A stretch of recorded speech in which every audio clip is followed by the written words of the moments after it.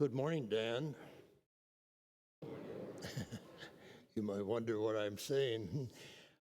I tend to forget that this is being, at this Mass, it's being, what's the word we use?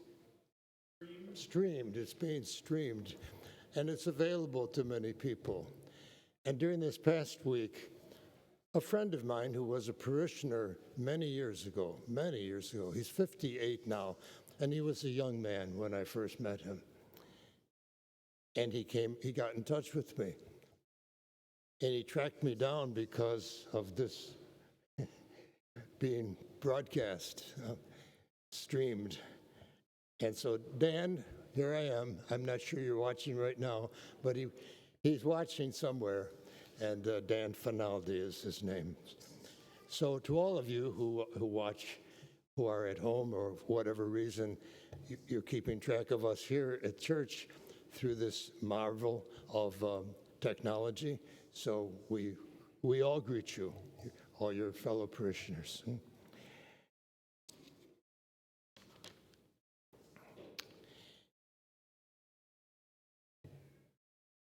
Sometimes it's embarrassing because the readings are so clear in themselves that it's hard to know what to say in explanation. How could you miss the point of the gospel today? And if you did miss the point, you had the first reading to tell you again in different words what it was all about. Forgive if you want to be forgiven. That's the message. And in a way, I could just sit down. You've got the message. But of course, I will say a few words. Mostly, I would like to give you an example from my own life. Many of you would recognize the person I'm talking about when I get into it.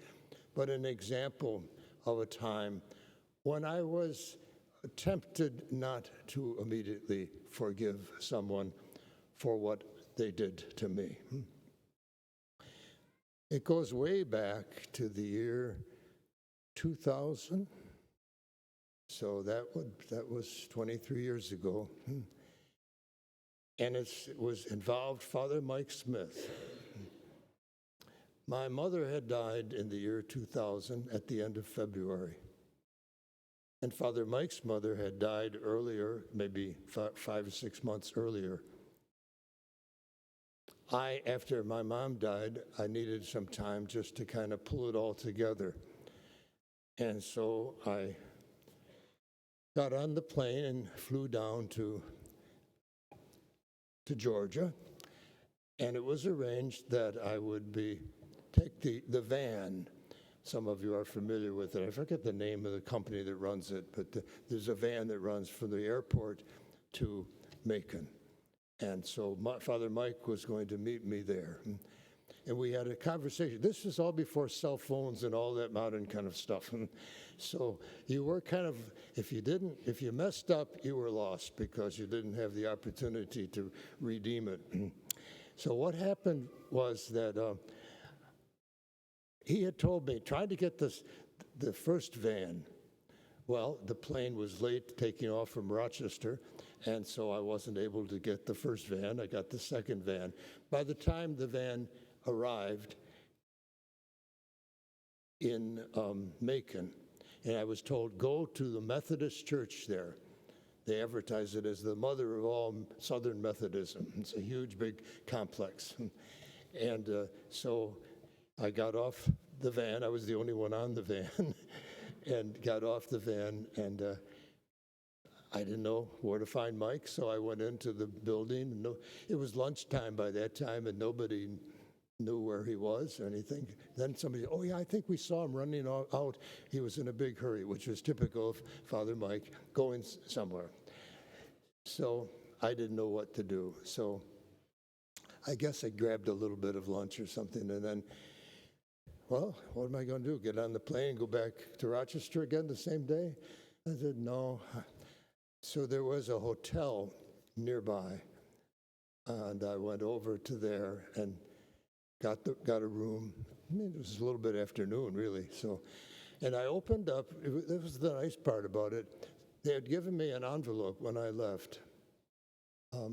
kind of consoling me for the loss of my mom and all of that. It was the young people, the high school students, part of our youth group, that had done this with the help of their leaders, of course.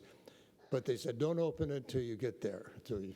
So I didn't, and I opened it up, and it was very touching, different things that they offered at that moment. And then I went down to the dining room, just had nothing else to do. Maybe it was 4:30 or 5 o'clock. I was the only one there, and I had a nice conversation with the waiter. And this is, in other words, I was just kind of I didn't know what I was going to be doing, but I guess I thought, well, I'll stay the night. I don't know what to do. I don't know where Mike is. So I went up to the room, and so finally I got a telephone call, and it was from Father Mike. And, well, he didn't know exactly. I don't know how he found out where I was, but he did. Maybe because we had talked about something like that in the future. Well, he was all out of, didn't know what to say, and he was just, I thought to myself, he's either lost his mind or his heart. What are, I don't know how to deal with this. And it was not a good moment in our friendship. And so then he said, he had already gone down, I guess probably to Tybee Island, I'm not sure. And he wanted me to go there. And this was already like 8 or 9 at night, and I didn't have a car or anything. And he got lost going there, as he often did. So I said, Mike, you just stay put. You enjoy whoever is there with you. And that would have been Saturday, and then or maybe Friday, I guess Friday. And then you can come Saturday morning and pick me up here, and I'll spend the day in Macon. So that was my introduction into the city of Macon, Georgia.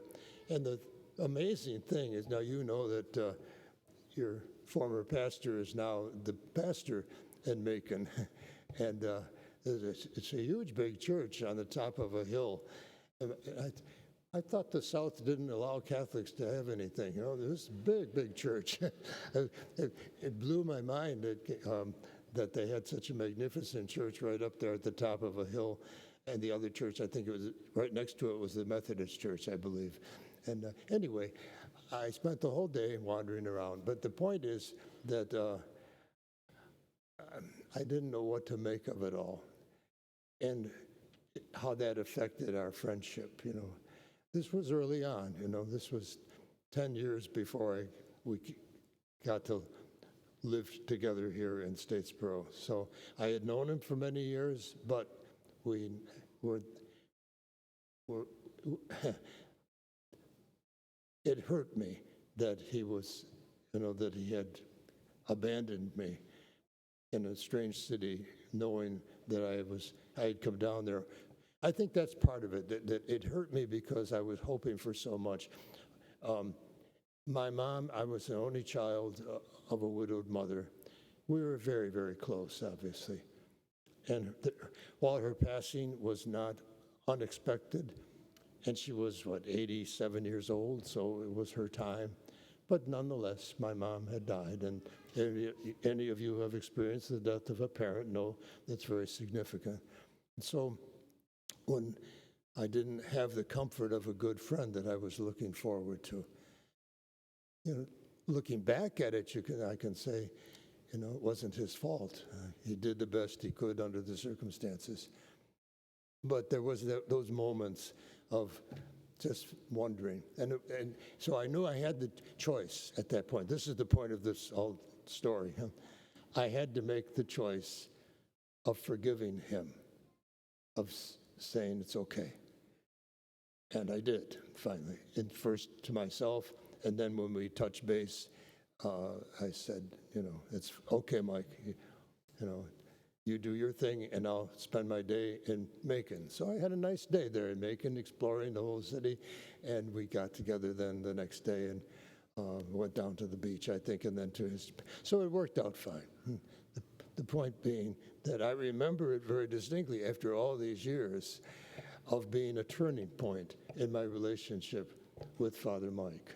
I had to say, yes, I know who he is. I know how he acts.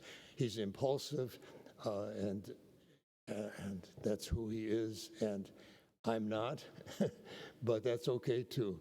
So we remained good friends, and obviously you folks know that I finally came here to live in Statesboro because he was here.